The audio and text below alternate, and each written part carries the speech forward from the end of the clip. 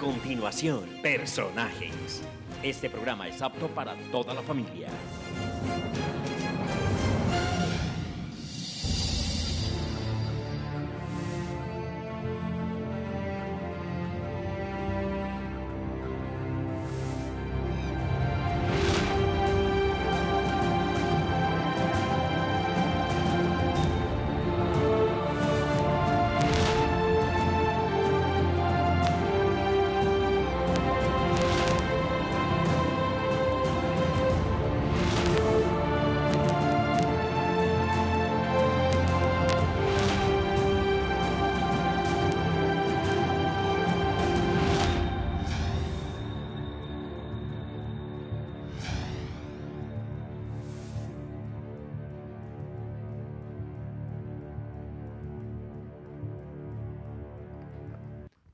Buenas, pero muy buenas noches. Somos soldados de Dios y gracias a Él estamos hoy aquí en CNC, en el programa Personajes con este servidor y amigo Luis Javier Castaño Ochoa. Dos adalid de la política invitados, dos gallos pesados, todos por el sí del plebiscito, pero hay que ir explicando a la gente. Yo voy a ser del diablo, a ver cómo nos va, aunque yo sé que estos me muelen a mí como siempre. ¿Pero qué les? Aquí lo estamos. Está a mi izquierda, aquí, el catedrático y hoy profesional en los Estados Unidos, a felicitación. Ahora me dice cuál fue el grado que le acaban de dar en Texas, ¿es? En Atlanta. En Atlanta, al doctor Libardo Álvarez, ha sido invitado. Tenemos el hombre de todos los tiempos, una persona que es una líder política, un hombre transparente, un hombre estudioso, que siempre está en la asamblea conduciendo. Ustedes dirán que es de la cuerda del visionario Luis Pérez Gutiérrez, no, pero es que yo traigo aquí de todo, aquí hoy de todo, no es de la cuerda. Él critica las ideas, no a los seres humanos. El doctor, a mi derecha, está el doctor Jorge Gómez, diputado de la Asamblea.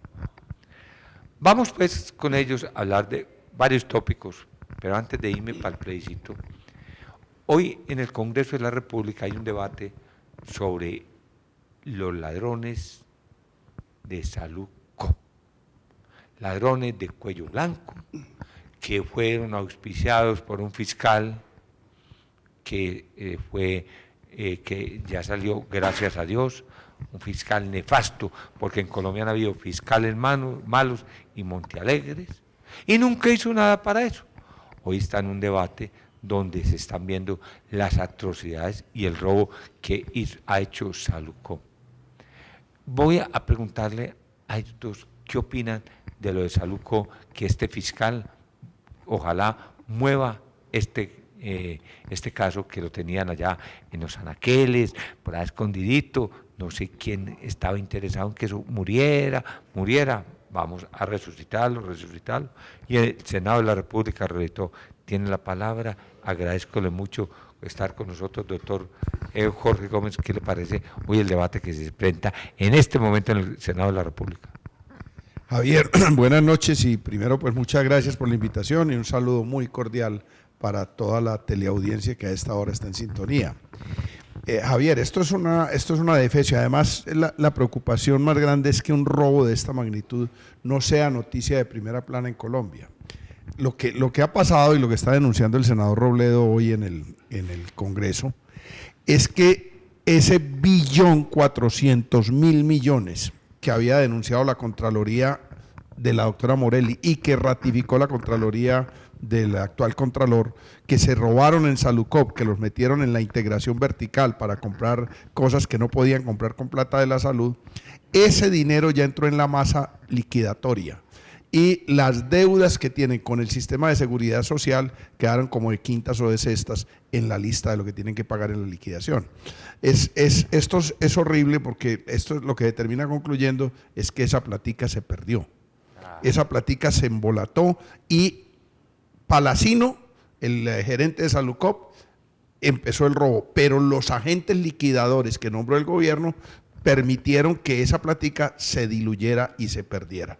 Esto debiera ser un escándalo nacional, porque aquí están involucrados el Ministerio de Salud, la Superintendencia de Salud, están involucrados no solo Palacino y los anteriores funcionarios de Saludcop, sino los que puso el gobierno a administrar a Saludcop, y no pasa nada, o sea, como si en Colombia fuera más grave robarse una gallina que robarse 1.400.000.000.000 de pesos de la salud de los colombianos, porque son recursos públicos los que están embolatados en ese proceso de liquidación. Doctor Libardo, ¿qué opinión tiene? Primero que todo, felicitaciones, queremos felicitarlo por su nuevo grado que recibió esta semana.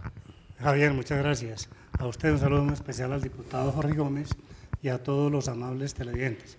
Efectivamente, Javier, yo creo que estamos frente a una nueva vergüenza nacional, y no solamente por el robo continuado y permanente de estos señores de cuello blanco en las instituciones de salud, como otras, para no hablar sino de esa nomás, que es el tema referido por usted, sino también por la vergüenza nacional que ha sido el fiscal Montealegre y los funcionarios que se encargaron de investigar este proceso. No de investigar, sino de tapar mejor el proceso. Pero, más sin embargo, nosotros seguimos considerando que el país tiene que pronunciarse, y así como lo dice el diputado, más que una noticia de primera página, esa indignación nacional tiene que levantarse para denunciar, señalar, investigar y perseguir a este tipo de delincuentes. Porque yo le quiero decir una cosa, para mí siempre ha sido peor que cualquier organización criminal del país, irregular o movimiento irregular, es la corrupción del país.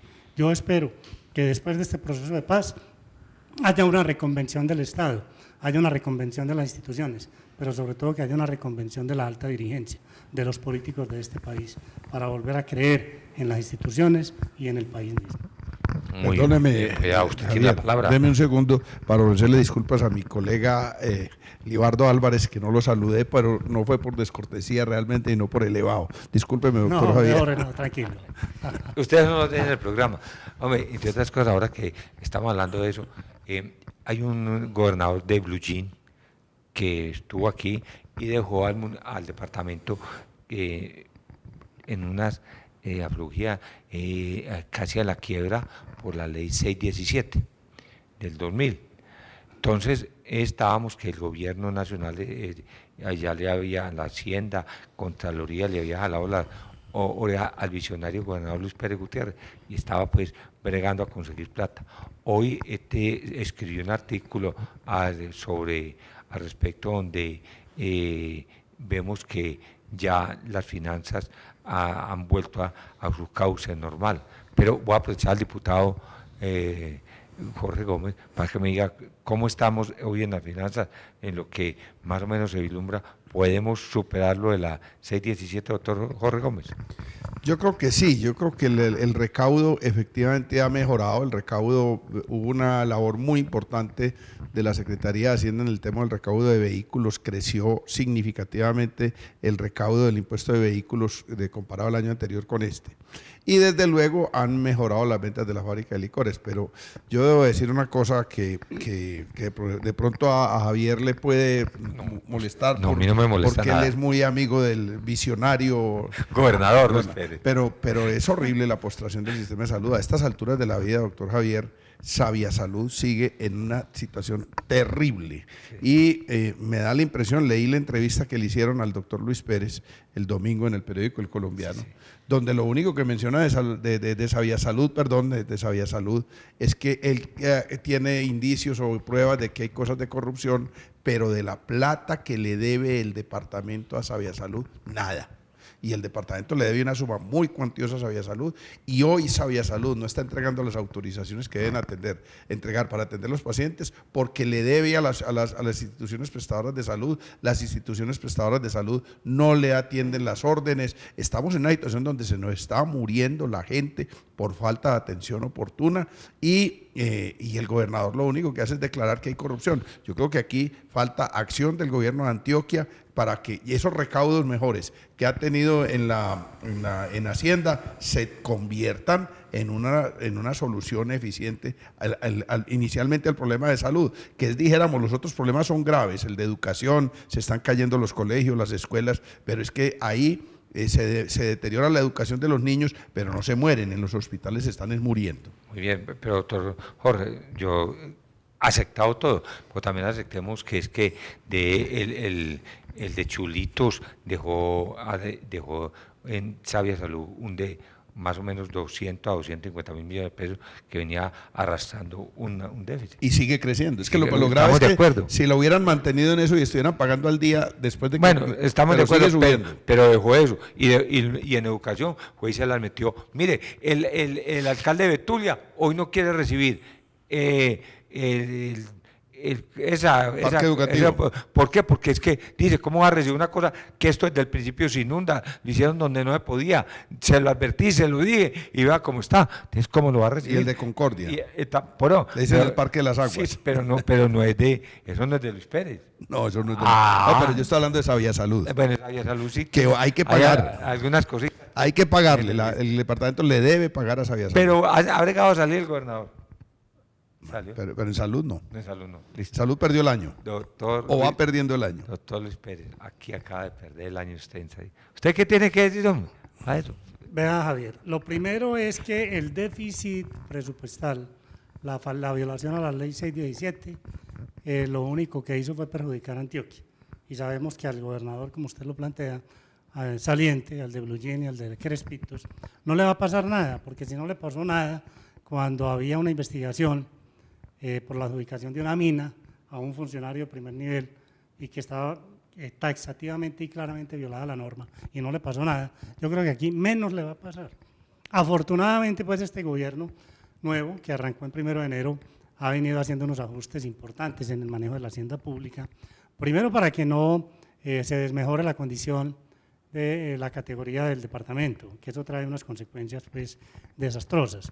Y lo segundo es que indudablemente este gobierno tiene que asumir unas medidas prontas y rápidas, porque no se puede quedar simplemente en la queja de lo que pasó. Claro. En esto necesitamos que la parte visionaria del gobernador sea de ejecución inmediata, porque nosotros no podemos esperar que el gobierno sea hacia futuro, sino de manera inmediata. En esa medida yo creo que los funcionarios de primer nivel del gobernador de Antioquia tienen que ponerse la camiseta y asumir la responsabilidad política urgente de ejecutar, ya la casa tiene que estar organizada, pero hay que empezar a ejecutar presupuesto y como lo plantea el diputado, la salud no puede dejar acumular un déficit simplemente por una justificación de que viene de atrás. Eso hay que asumirlo ya. Yo tengo fe que ya está organizada la casa, creo que el gobernador y su gabinete empiezan a mostrar gestión, como también creo que hay una cantidad de correctivos que en este primer año es muy difícil. Todos sabemos que el primer año de gobierno es muy difícil, pero lo que sí queremos nosotros desde acá enviarle fortaleza al gobernador para que siga adelante cómo va, mejorando los errores y que Antioquia vuelva a recobrar el liderazgo en el país. Mejoremos errores. Entonces, la universidad digital también la veo como un poquito, como cierto, yo no es la universidad digital, arrancó, no arranca, sigue, no sigue, porque la asamblea ha estado muy, la he visto dinámica. Yo he visto dinámico, por ejemplo, a Jaime Garzón con el POTA y a Antioquia Siembra, eso va para arriba porque he visto el proyecto, he visto a Mauricio Tobón, el piloso Mauricio Tobón lo he visto y bregando a hacer negocios con la hidroeléctrica, he visto todo, pero la universidad digital, a ver, cuénteme alguna cosa, antes de que digamos el precio, ¿les choca pronto enseguida? ¿No? Usted es el dueño, no, usted es el conductor.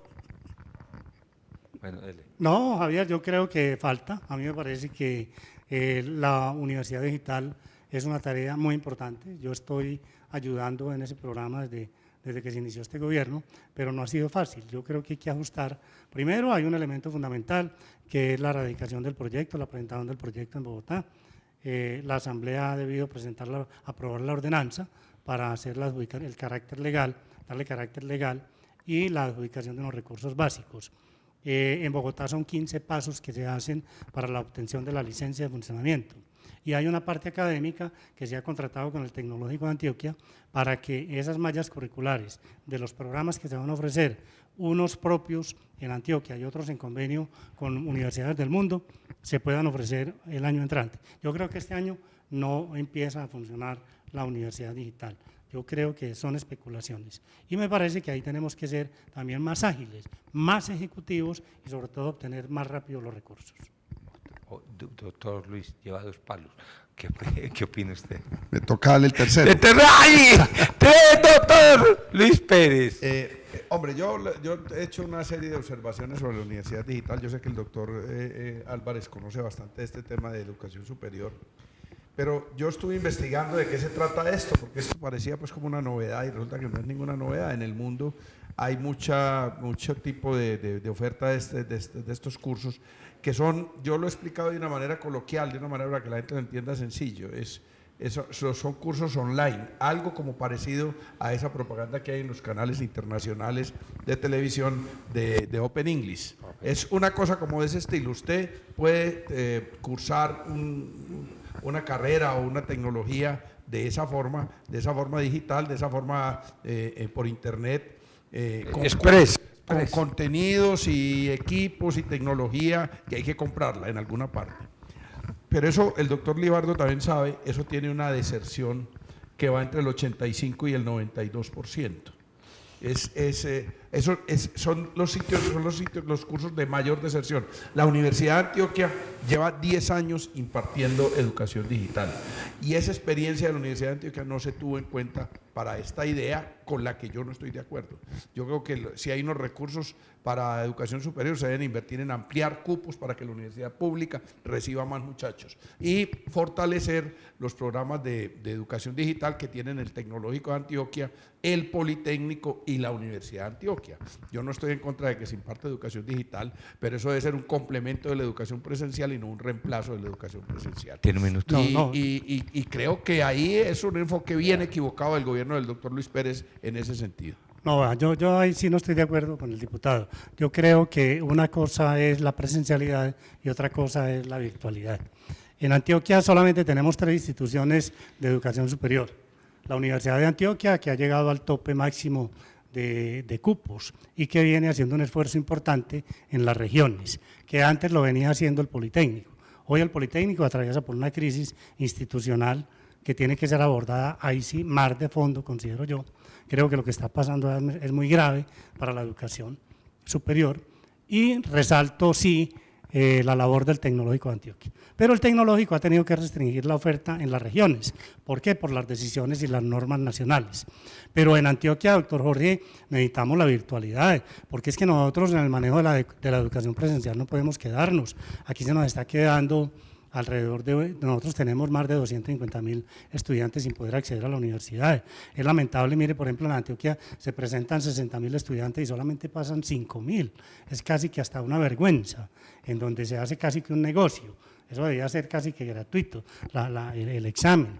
Entonces a mí me parece que la virtualidad ahí entra a ser válido. En el Politécnico se presentan alrededor de unos 8 o 10.000 aspirantes y solamente pasan 2.000, 3.000. Lo mismo más o menos en el Tecnológico de Antioquia. Entonces a mí me parece que la herramienta y la propuesta de la Universidad Digital es una idea novedosa. No es la misma virtualidad como usted lo plantea de las otras universidades. Es una metodología nueva que sería una gran revolución en Colombia. En lo que sí estoy de acuerdo es que nosotros tenemos unas limitantes. Lo primer limitante que tenemos, y yo ya lo he hecho el planteamiento en el comité al que pertenecemos, es que tenemos un problema grave de conectividad. Colombia es un país muy difícil. Además, por su geografía. Las mismas redes de comunicaciones que tenemos presentan problemas grandes. Segundo tema, nosotros hay que capacitar un buen número de docentes. Tercero, yo creo que la virtualidad plena, y es una crítica personal, hay que ajustarla con algo de presencialidad. Primero, porque nosotros estamos apenas saliendo de un modelo educativo que ya caducó, que ya cumplió su ciclo y que tenemos que abordar a estos muchachos que aprenden en un sistema nuevo, una metodología nueva, que nacieron con el chip de la alta tecnología. Y lo otro, frente a la deserción, usted tiene toda la razón. La deserción no solamente en la presencialidad es alta, sino que en la virtualidad es muy preocupante. Por eso mismo, y porque no hay una cultura, porque la tecnología, cuando el muchacho entra a presentar un examen o a estudiar un documento, la aplicación que busca o que le encomiendan hacer no se desarrolla, no abre de manera oportuna. En esa medida, pero son falencias que para nosotros hoy son la gran fortaleza para Antioquia del país. Bueno, no entendí nada.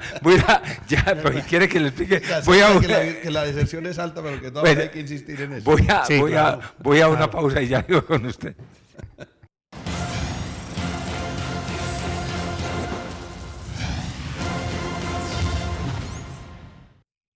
Te invito a caminar a una nueva realidad.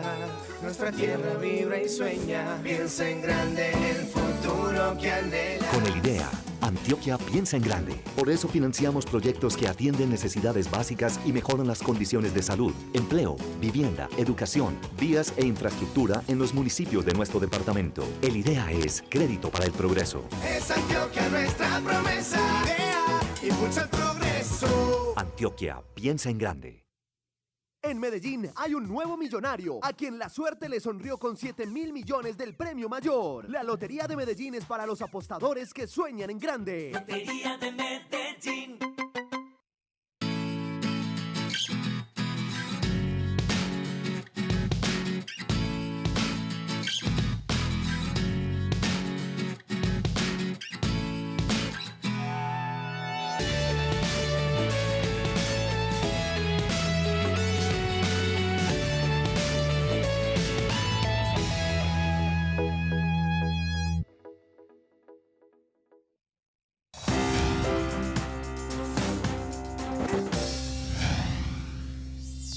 Estamos en CNC, en el programa Personajes.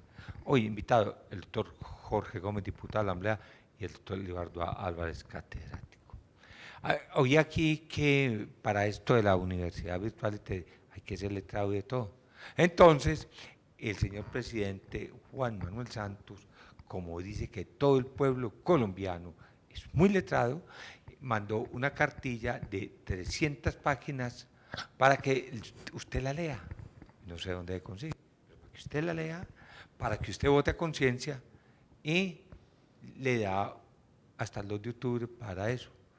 Yo no sé cómo se come eso por esto. Porque si es que ya se entregaron, de acuerdo a lo que dice también esa cartilla, los 31 canales que le dieron de la radio a la FARC. Venga para que usted haga publicidad. Y le remataron, le regalamos en televisión 5 minutos en todos los espacios y también en los otros noticieros. O sea que va a tener mayores medios de comunicación que lo que tiene las cadenas privadas. Eso es lo que dice eso. Yo no soy ni uribista ni nada, yo soy hoy únicamente un notario de la verdad. ¿Quién habla primero? Bien pueda usted. Bueno, vea, Javier, entonces yo le agrego a esa cuña que usted hace. Mire, nosotros, y aprovecho acá, y espero no me cobre la cuña, el próximo viernes 2 de septiembre a las 6 de la tarde estamos convocando a un foro conversatorio en el auditorio del Centro Comercial Premium Plaza a partir de las 6 de la tarde. Allí hemos invitado desmovilizados de los grupos guerrilleros en Antioquia y de los grupos paramilitares. Y habrá presencia de hombres de la academia, habrá líderes estudiantiles universitarios, va a estar miembros de las centrales obreras, de ADIDA, de FECODE, y sobre todo gente del común, precisamente para hablar de eso. Porque mire, no es que se trate de que nos tenemos que aprender o ponernos a estudiar ya 287 páginas, las 300 páginas que usted dice, no. Esos son unos acuerdos que se convierten como una especie de código. En derecho, ningún abogado se sabe el código. El código es un elemento de consulta que se acude a él cuando se hay que abordar un tema de una discusión o de una decisión. Sabemos que el tiempo es muy corto, sabemos que no han pasado muchas cosas que no estamos de acuerdo, pero sí hay una cosa que yo creo que el país tiene que entender.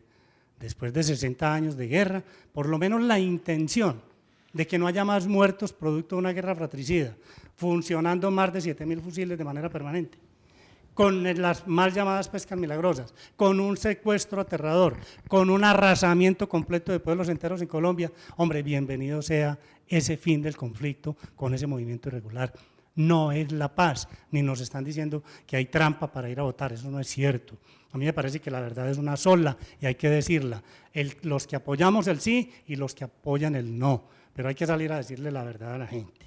Es una gran oportunidad para el país, con errores. Como en derecho, a nosotros en derecho nos decía, es mejor un mal arreglo que un buen pleito. Tiene la razón. Doctor. No, además, doctor Javier, hay audios. Si el que quiera oír todo el texto sin leerlo, también lo puede oír por audio. Hay grabaciones de eso. Pero también hay formadores de opinión que expresan sus puntos de vista. Y yo creo que lo que dicen los formadores de opinión, hay cosas que son verdad y cosas que son mentiras. Por ejemplo, quienes están defendiendo el no dicen cosas como que el país se lo van a entregar al castrochavismo porque les dieron 10 curules en el Congreso a los de las FARC. Eso no resiste análisis. 10 curules no son ni el 4% No son del Congreso. nada, pues. Y le voy a responder a lo de las emisoras. 31 emisoras FM durante año y medio en las zonas de concentración campamentaria. Sí. O sea, no vaya a creer que es Blue Radio o que es Caracol, no, son unas emisoras y bueno, puede parecer exagerada la concesión. Yo voy a decirlo de esta forma, para abreviar, veo que el tiempo se está acabando. Yo conocí esta semana una carta que envió el secretario general del Partido Comunista Dominicano a las FARC diciéndoles, la palabra más suave que les puso fue traidores, porque habían entregado toda su causa de toda la vida, que habían tirado por la borda todo lo que habían luchado durante más de 50 años. El ELN acaba de sacar una declaración diciéndoles que no está de acuerdo con esos acuerdos de paz y que les parece que entregaron por nada. Y en el otro extremo está quienes dicen que fue Santos el que le entregó el país a las FARC. En todo ese arcoíris de opiniones sobre los acuerdos, quieren decir que sobre los acuerdos puede haber muchas opiniones. Puede haber opiniones muy radicales en contra y opiniones muy afectas al acuerdo. Pero en medio de eso, el llamado que estamos haciendo nosotros desde el Polo es a que pongamos en una balanza los defectos que pueda pensar una persona que tiene los acuerdos y la gran virtud que es que las FARC dejen las armas. Que finalmente ese es una cosa que no la puede negar nadie. Van a dejar las armas en un plazo determinado, relativamente corto, 180 días, se las van a entregar a las Naciones Unidas para que las destruya, o sea, hay garantía absoluta de que eso va a suceder y sobre todo van a desarmar la idea del conflicto armado y se van a dedicar a hacer política. Y yo creo que es una ganancia enorme para el país, yo creo que en esa balanza siempre, por más críticas que usted tenga a los acuerdos, pesará más el desarme de las FARC. Yo estoy hablando nada más, estoy aquí ahí como, doctor, el visionario Luis Pérez Gutiérrez, como yo lo he bautizado en mis escritos, ¿usted lee bien los críticos que llaman? No, yo los leo y yo siempre pongo visionario entre comillas. Bueno, listo, entonces, ¿usted Libardo los lee, los que yo le mando? Claro que sí. Entonces le voy a contar, les puse tarea a los secretarios de despacho para que ahorita el viernes, en no menos de 8 días, se lean todo el mamotreto. Entonces yo creo que, ¿cómo le parece esa tarea? Es bueno, porque si un secretario de despacho, una persona del gobierno, un diputado, un representante de la Cámara, un concejal, y mucha gente en Pemplonal no conoce esto, pues amarre y vámonos. Bueno, eso es importante que lo hagan, pero si hay unos que no han arrancado en la función, ¿cómo era dedicando a leer el mamotreto que usted dice? Hay que sacarle tiempo al tiempo y ser prácticos. Entonces yo los invito a eso, a que hagamos una programación académica, pedagógica, con una metodología práctica, para que la gente entienda. En los miércoles del Polo, los próximos 5 miércoles del Polo los vamos a dedicar a cada uno de los capítulos del acuerdo. Quien quiera ir a los miércoles del Polo, ahí vamos a explicar en palabras sencillas qué fue lo que se acordó en el agro, en la participación política, en la reintegración, en la lucha contra el narcotráfico, para que la gente sepa eso e incluso opine que no le gustan esas cosas. Eso está muy bien, pero que opinen sobre y que todo el mundo participe. Y no sobre mentiras. Claro, que todo el mundo vaya. Vamos a hacer una cosa, en un minuto, pero 3 millones de hectáreas, aquí dice, yo no estoy inventando, pero dicen que hay que llegar a 7. ¿De dónde van a sacar toda esa tierra? Bueno, parece que en extinción de dominio por efectos de narcotráfico hay más de 1 millón de hectáreas, ya, sí. 1,5 millones. Además hay baldíos, hay muchos baldíos todavía en Colombia y hay seguramente tierras inadecuadamente explotadas que pueden ser sujeto de explotación con indemnización. O sea, aquí en Colombia no existe la expropiación sin indemnización. Incluso para una hidroeléctrica la gente le expropia. Sí, señor. Entonces usted, un banco de tierras de 3 millones de hectáreas no es una cosa grande frente a un país que tiene 21 millones de hectáreas de vocación agrícola. 21 millones de hectáreas de vocación agrícola. Y que son tierras que se van a entregarse a campesinos, pues teóricamente. Pero yo aquí dijéramos una cosa que puede parecer una crítica a los acuerdos. El problema del agro en Colombia no es la tierra hoy. Los campesinos no son lombrices, no comen tierra. El problema es que no tienen manera de comercializar sus productos, no tienen una competencia muy brava de la importación de alimentos. Los TLC son más enemigos de la producción agropecuaria que la concentración de la tierra, que es muy grande en Colombia. Pero el que tiene tierra en Colombia también está fregado porque no puede lograr utilidades en el negocio de vender sus productos. Pero yo le agregaré una cosa ahí, Luis Javier, que es un llamado de atención, Sí, porque mire, yo he escuchado en algunas regiones de Antioquia temores de los empresarios de la tierra, que se las van a quitar para entregarse las zonas campesinas. No, yo creo que si algo tiene que garantizar el acuerdo es el respeto a la propiedad privada, a la tenencia va con justo título de la propiedad, y yo creo que para eso tiene que haber y hay unas garantías. Los que están quitando la tierra son los bancos. Sí, vamos a hacer una cosa, nos faltaban todos los temas. Hacemos el jueves un Listo. programa. ¿Usted puede el jueves? ¿El jueves de la semana entrante o esta semana? Esta semana. Voy a mirar. Bueno, mire pues, y me dice, pueden el jueves, Claro. para poder hacer, porque apenas empecé, y son seis. Y apenas estamos en el preámbulo. Bueno, Entonces, listo. diputado, Todo venga, caso, venga. nos vamos ya. Agradezco al diputado, le agradezco mucho su gentileza, señor catedrático, y gracias y felicitaciones por su título. A Jaime, a Yurani, ¿cómo se llama la niña nueva? Ana. Sí puedo. Ana, listo, está bien. Allá al pequeño gigante. Daniel, el más incumplido. A todos ustedes, muchas gracias. Somos soldados de Dios. Los espero el jueves con este programa nuevamente.